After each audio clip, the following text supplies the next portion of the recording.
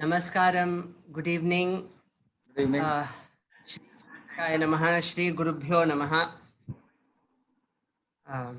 By the grace of all the gurus and our ancestors, we begin this series of talks that we have called as Shankar and Shiv talks. We'll get into the details in a few minutes.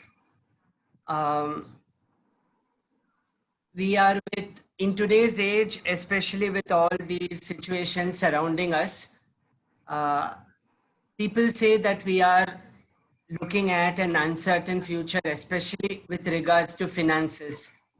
And in today's time, good financial planning, with a lockdown or without a lockdown, is something that is a goal of everyone. Do you want to work systematically, plan your finances, and retire early? Then you are with just the person. We have uh, Shri Shankar Srinivasan, son of Srimati Rajalakshmi Ratan, known as the Bhagavatam lady, and Shri Venkat Lakshmi Ratan, IAS.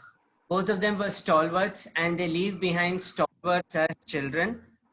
So, according to the Rupam, Shankara means one who does good.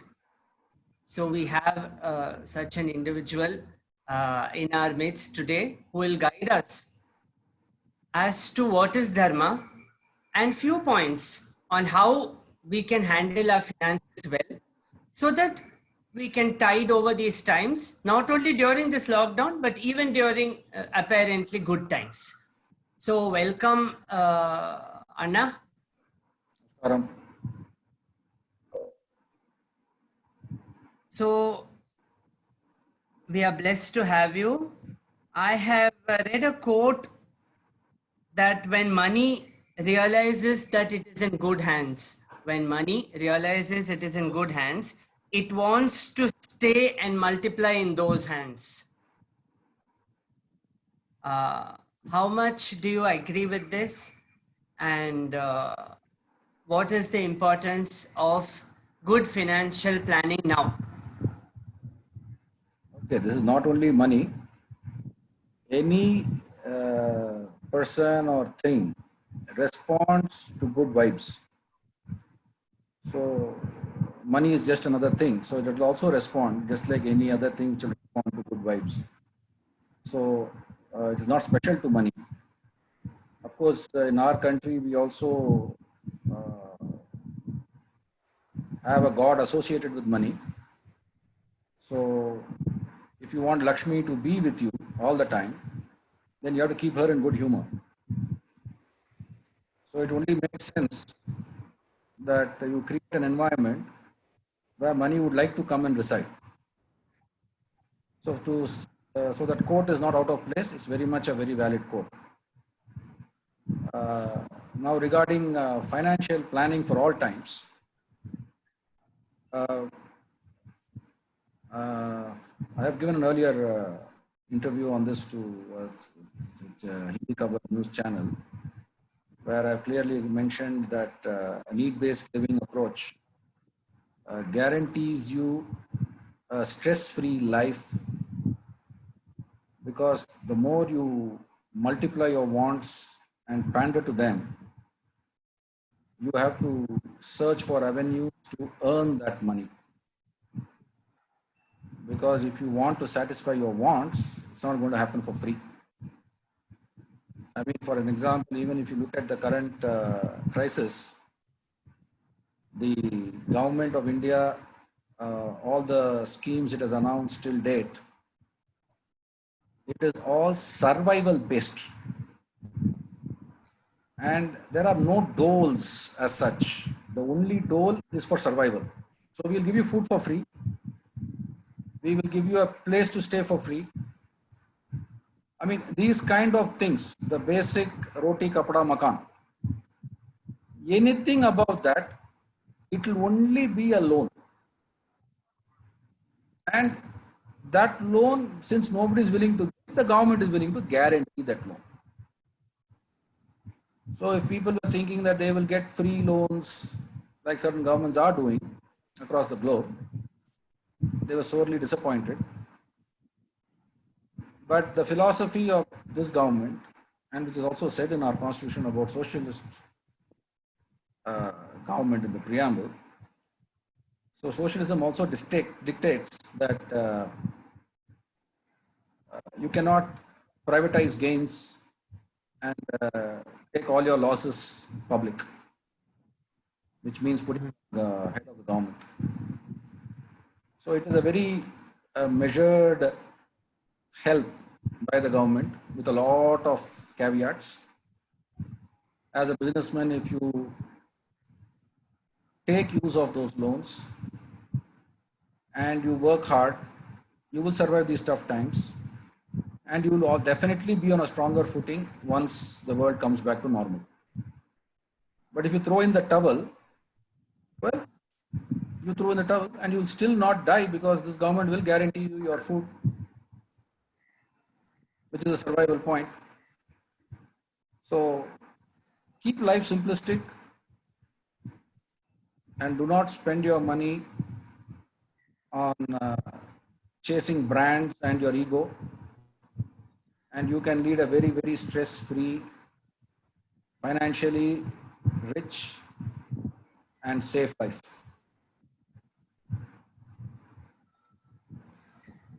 Thank you very much for these valuable inputs of keeping life simplistic. So, talking about dharma,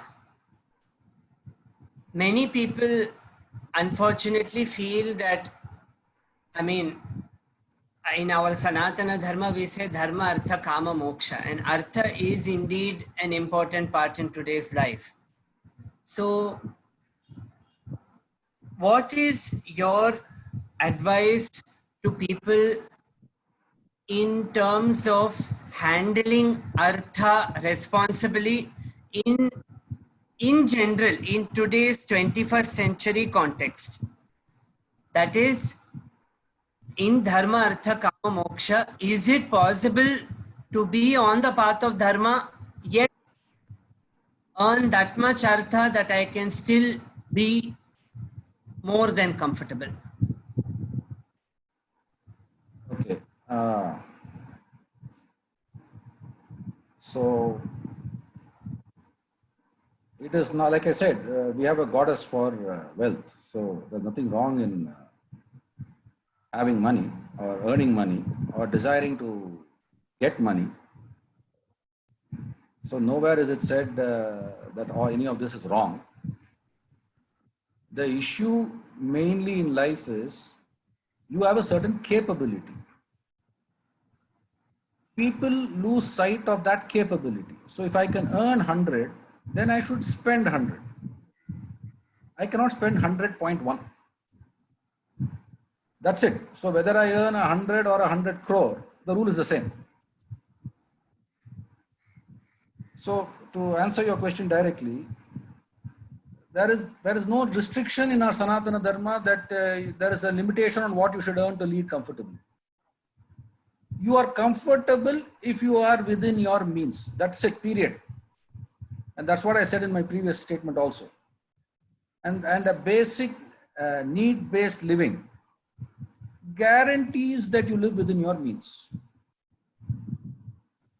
And with a socialist government in place today, you can actually just be in a village and not have to worry about anything because you're going to get everything for free.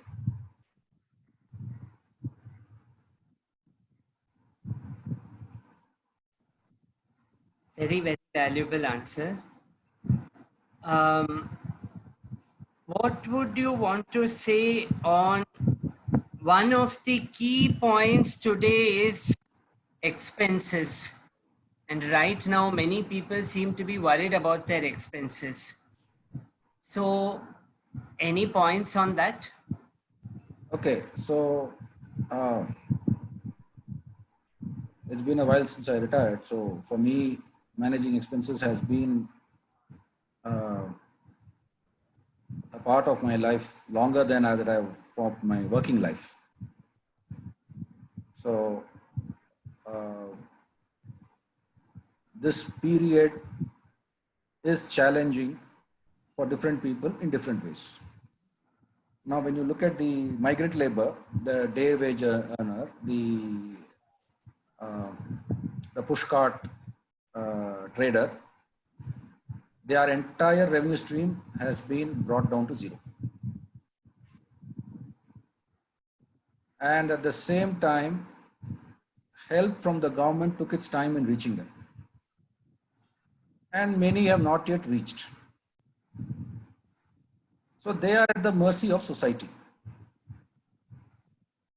And as a society, we have been one of the most humane ones for more than 50,000 years, because for us, dhanam is one of the highest forms of service to the Lord. So there has been no dearth of people in various communities coming forward to help these unfortunates of society. Now, how can they manage their life? Now, if you are a migrant labor or any of those people that I specified, they basically need to survive this period. They cannot expect that tomorrow they can start going and sitting under the tree and somebody will come to repair his shoes. Or he can take a push cart and go around and expect people to buy. It's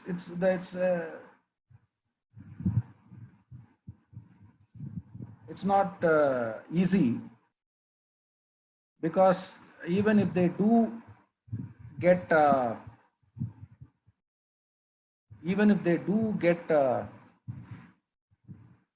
stocks in place and they go around selling, and if people do not buy, now their losses will be double.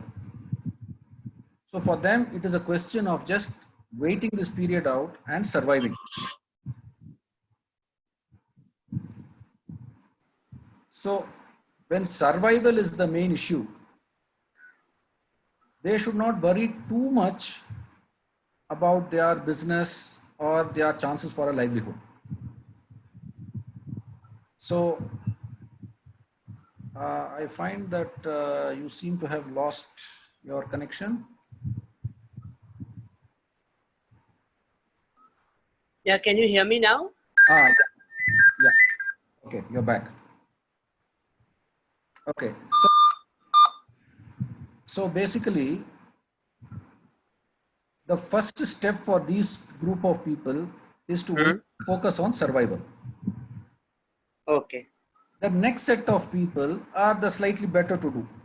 They are those who have a home and they have some source of income, not fully dried up. But it is not sufficient to meet all their expenses. For example, electricity bill, school fees for children, whatever. Basics. And here the government is not giving you free ration. So these people will again have to dip into their lifetime savings. They have no choice, because borrowing is not an option. We do not know how long this will go on.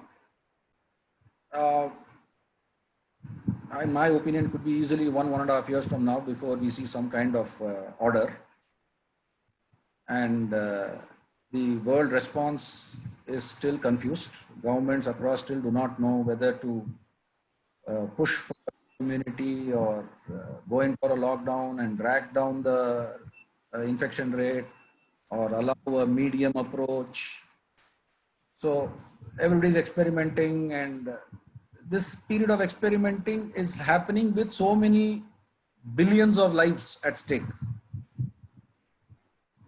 So India, having one of the largest populations in the global population count, and not yet made it to the developed countries list, doesn't have too much of headroom to experiment on multiple paths. So we have tried the lockdown. It has achieved a limited success of cutting down the infections, which without a lockdown would possibly now have crossed possibly 5 crore or 6 crore infections, and many more people would have died simply because they could not be attended to. So the cost of saving those lives has been at the cost of the economy. Now we are now thinking of slowly opening up of economy in parts. So this research that is going on which is the best way to go through, there are no answers.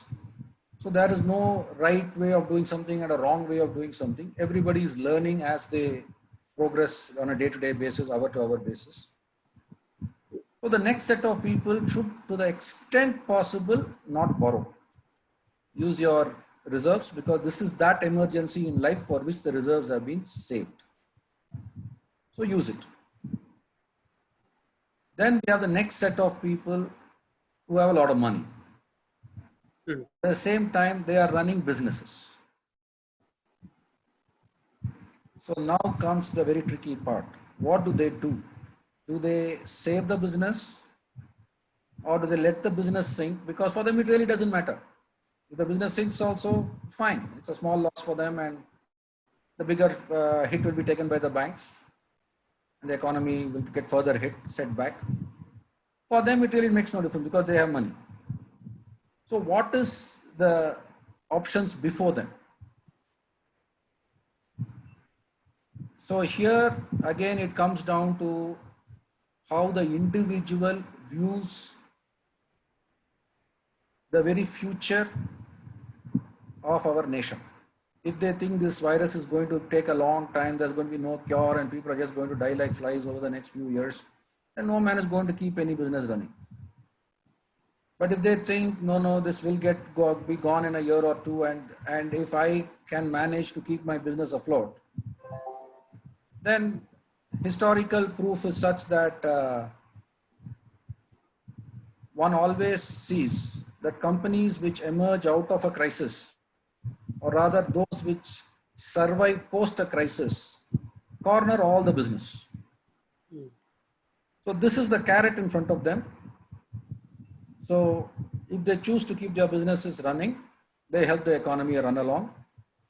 If they choose to shut down their businesses, it will hurt the economy and make the revival of the economy that much more difficult for the government.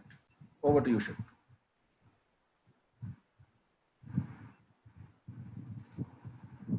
These are indeed very wonderful points as far as no borrowing, because personally I've been interacting with people who have been borrowing left and right, and now I hope they are watching this and they take a page from here that no borrowing, use whatever reserves that are possible.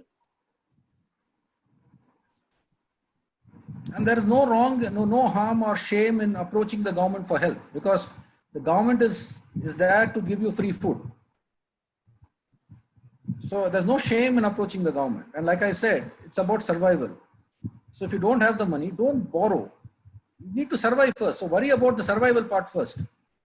Your job, your subsequent money earning, everything will happen in time. Because that is the basic thing of humanity, in human beings also. You will grow together. But we first have to be together. So that is the basic underlying theme here. That's a wonderful point. Do you have any advice for people who are neck deep in EMIs, people who stay in different aspects? Do you have any point for them? This is a very tough one, because there is really nothing much that they can do. Anybody rich, be it a retail householder who's got EMIs or a businessman who has got a lot of loans to pay, when your income tap is closed, nothing much you can do. So in this case, the little help the government has extended in the form of the moratorium, that is the only way out. It's not for free. You are still going to pay the interest for that period, just that your cash flow period is shifted. So having no choice, just shifting the cash flow is the only option in front of you. There are a lot of people saying the interest should have been made free and all those things. The government may do it in the future, looking at the way the cookie crumbles as the data comes in over the next few months, or the government may choose not to do it, because this is entirely left to the fiscal deficit and the economic benefits that the government sees in this process.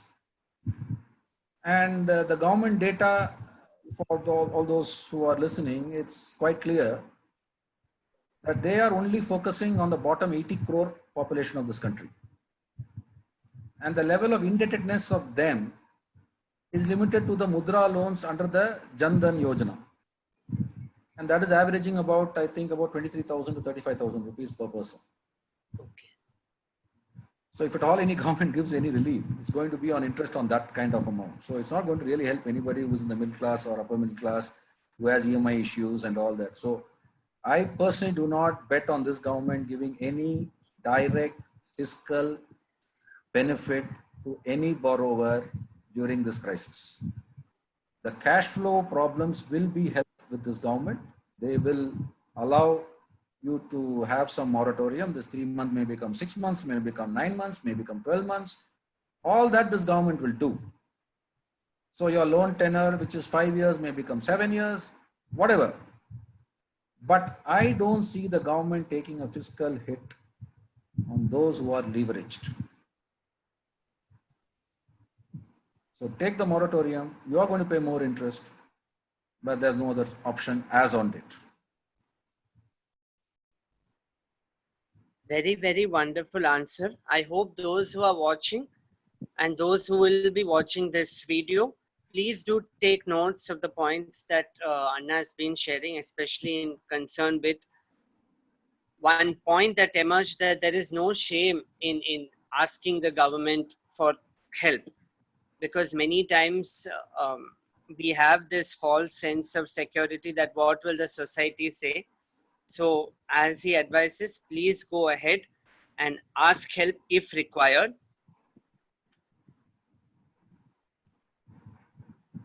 You are a successful chartered accountant who is still very much highly respected, and you've got a lot of name in your circles, in the business circles, outside also.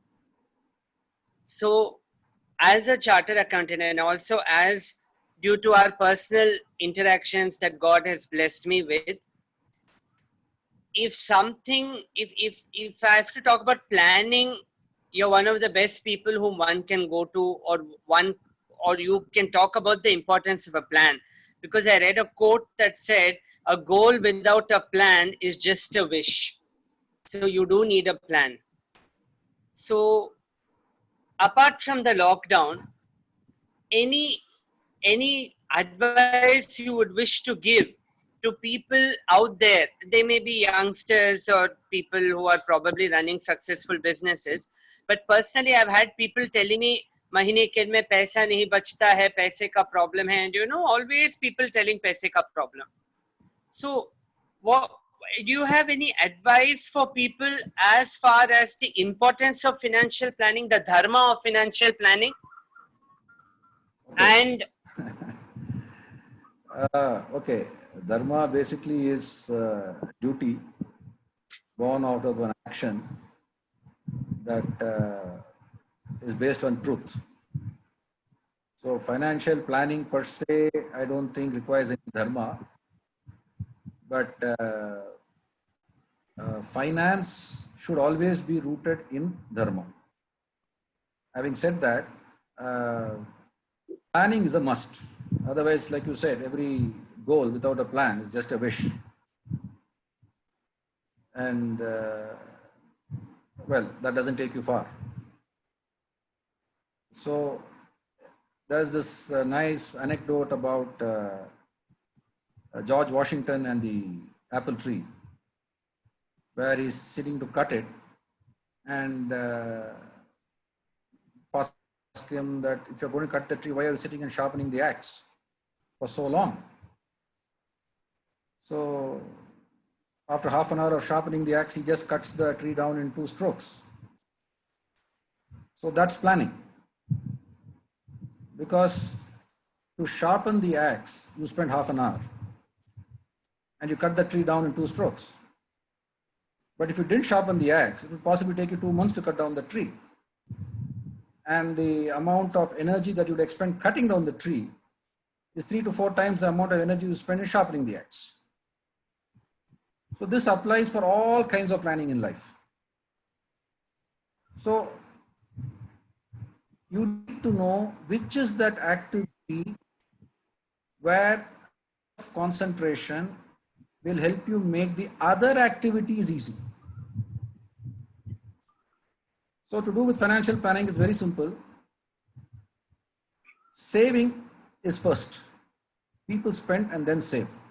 Here you just have to twist it around. You save first, and what is left you spend. So if you can do your planning ahead that, okay, I'm going to retire at the age of 65, 70, whatever. And if you expect to live another 20, 25 years after that. So just do some simple inflation costing of what it costs today to live a very simple life. Project it to that period and see what kind of savings you need when you want to retire. Then again, reverse discount it with a plus 1% because you can earn 1% more than what the inflation rate should be. You'll earn much more depending on a good mix of equity and debt and all those things. But even if you just go by debt, you'll still beat inflation by 1%, hopefully. Historically, you've done it by about, I think, 0.6% or something. So 1% going forward should not be a challenge. So if you do that, then you know what corpus you need to have. And so when you focus on the corpus, like I said, first the saving part, then the expenditure part. And I've said this before and I say it again. Today in India, in a metro, for a person earning less than 20,000 rupees a month, it is next to impossible for him to save anything. Unless he lives in his own house. 95% of people in that category are migrant workers. So for them, they have to pay rent. They have school children who have to be paid fees. So many other expenses. So by the time they are done, they are the people who will constantly say, we have no money. And there is nothing much that can be done other than to pray that their income goes up a little bit more. Because the expense level is so high. The government schemes on all the Awas Yojana and all those things, they are more with the rural focus and the probability of any one of them getting a 10 to 12 lakh rupee low priced housing in a metro, I haven't seen it till date. I mean, even today in Delhi, Gurgaon area, NCR area, low cost housing is defined at 25 lakhs. Now, I do not know how a person earning 20,000 rupees is ever going to pay an EMI on a 25 lakh rupee house. So the income level of these migrant laborers has to go up. Or their expense levels have to come down. Expenses are not going to go down. So the only other option is for income levels to go up. So for those above 20,000, the rule is very simple. Save first and balance is for you to spend. That's it. This is all the dharma of planning for finances. Wonderfully said, as usually. For those who have joined in, we are with Shankarana, and just how Ramban used to hit its aim in one arrow itself. Similarly, we have one-liners, but they completely hit the mark perfectly. So as he said, saving is first and spending is later. So please take this point to heart and please practice it, put it in practice so that this situation of not having money at the end of the month or having a very stressful time can be tided over.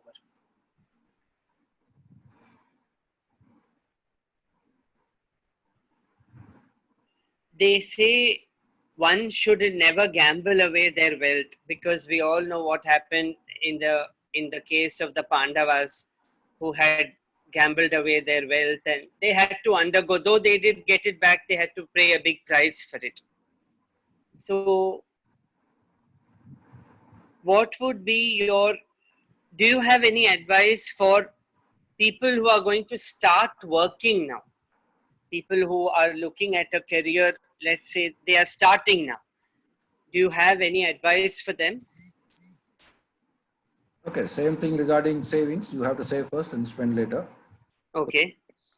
Subsequently, if you even take this, and there's a lot of lessons to learn from this pandemic, and especially the shutdown following the pandemic, because we have never seen a shutdown in India.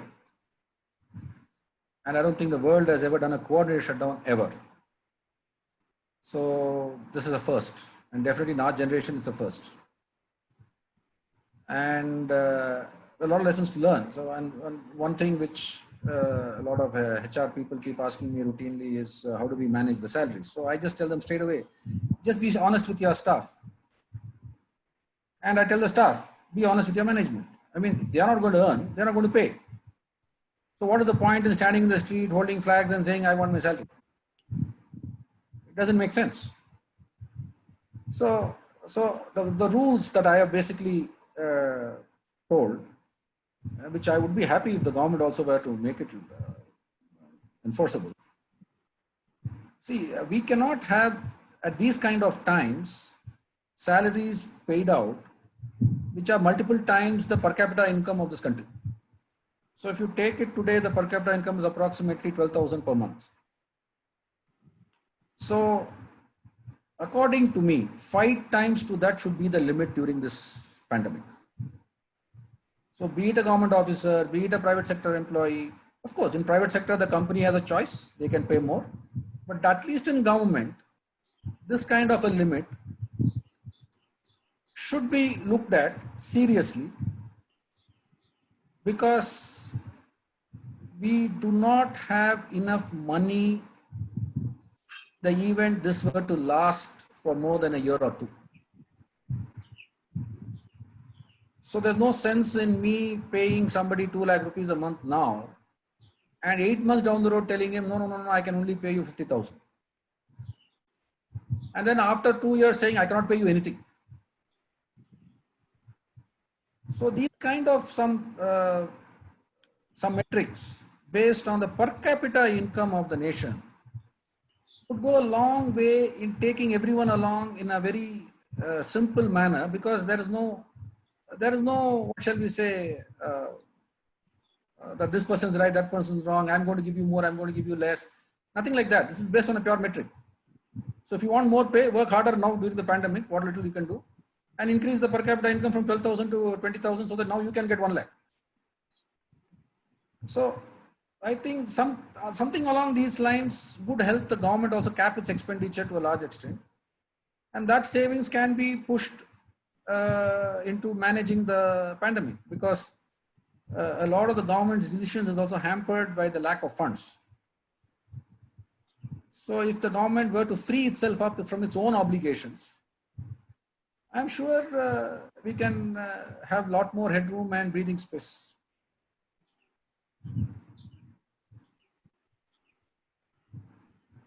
As usual, very, very valuable points.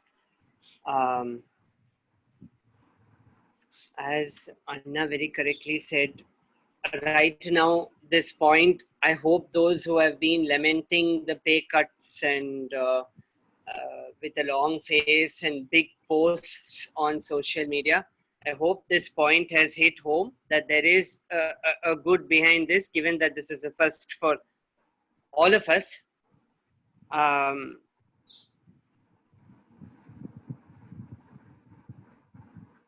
As the Shri Suktam speaks of the goddess in the form of wealth, so few points by Anna to guide us in terms of handling our wealth at key junctures. So how would you like to summarize this whole situation? Let's put it as 3 key points to sustain through this situation, how much ever long it's going to take to come back to somewhat equilibrium. 3 key points that you would like to give people out there, wherever they may be, in whichever part of the world. Okay, like I said, the first thing is survival. And for the survival, whatever needs to be done, like I said, even if you have to go and beg in front of the government, do it. So do not worry about egos and other things. You need to survive, and you need to survive as a community. It's not the one individual who has to survive. So work with your neighbors, work with your community leaders. I mean, this is another thing which I keep telling people whenever they post something on social media saying, I went and fed 100 people today, 200 people today. So I only tell them one thing. Please call up the local SHO. Because today you can feed him, tomorrow you can feed him, but the third day you will not have the food yourself to feed him. Then what happens to those guys that you've been feeding for 2 days? So I have only been telling people, I'm very happy that you're going out there, finding out these people who have fallen off the crack. And you found them. Now make sure the administration knows of them. So survival is the first one. You need to survive this. There's no choice. Now, each government has its own way of deciding on survival, whether it's herd immunity or it's a lockdown or it's XYZ, whatever be the method. Wherever you are, whatever is the method being used, in that method, you have to find your way of survival. It's that simple. The government has not come and done this for me. Government has not done that for me. Well, it's not going to help if you're going to die. So you have to fix yourself first. So the first rule is survival. And you have to reach out to government. The government is not helping you, but the government will help you once you reach out. The second part is, do not spend money thinking that, for example, let us say tomorrow Apple comes and says, oh, we are giving our computers and our phones at a 60% discount once in a lifetime. Now immediately you will say, I'm getting an Apple phone for 40% of value. But you really need the phone. Is it essential for your survival? It is not. And you're going to get a lot of these things over the next year. And like I said, you can take your hand off this very miserly attitude towards money the day you know that there is a cure, or the day you know that herd immunity has been achieved, or the day you know that a vaccine has been successfully found. Then you can go and spend. I mean, you can spend the biggest party in your life and even borrow and spend, though I wouldn't recommend it, but still, you can do whatever you want after that. Because then survival is not an issue, right? So first worry about survival. Second, do not spend your money on something just because you are getting it for cheap. For example, the other day somebody called me and said they want to sell their land. Oh. It's a very attractive price. But is that important for my survival right now? Now let us say this pandemic goes on for 5 years. So the money which I have transferred to him, is it going to come back to me? Or will I find a buyer tomorrow for my land? So you have to think like that. So conserve your cash, your money, your assets, whatever it is, at whatever level it is.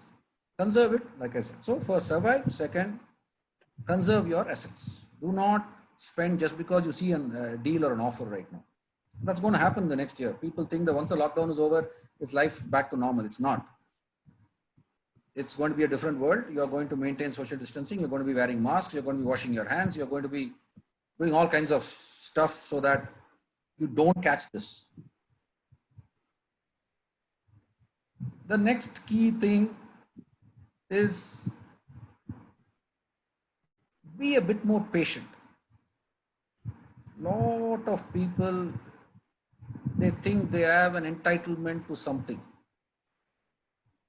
This is one of my arguments from my college days, saying that we have duties in the constitution, but nobody has gone to the court to enforce somebody's duty, saying my duty is this and somebody stopped me from performing my duty. So everybody goes to the Supreme Court to enforce their rights.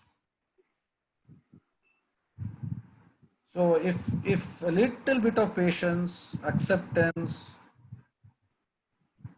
is cultivated in these trying times, I think as a community, as a population, you will shine. And you'll be a true example of Vasudhaiva Kutumbakam.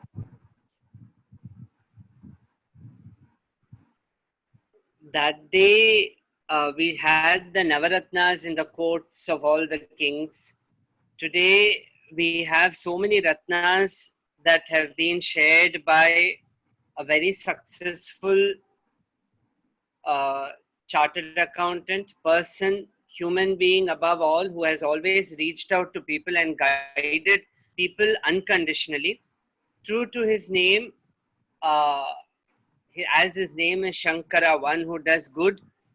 They say Lord Shiva always does good to people who approach him, but he needs to be asked. So that's why if you see in the Vedas again and again, people will keep asking Shiva.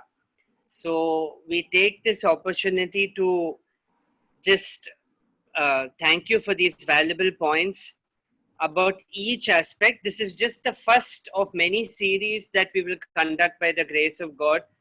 We'll also have discussions on other aspects of finance and dharmas. Um, as he very wonderfully summarized, patience is the key. Please be careful with your spending and just survive this out. And a little bit of patience is needed right now rather than just venting like a volcano right now. So, if there are any questions, if anyone wishes to ask any questions, you can just type below in the comment box and Anna can just address them. Or if not, you could just put it below in the comment whenever you watch this video. We'll try our best to reach out and address. As of now, are there any questions?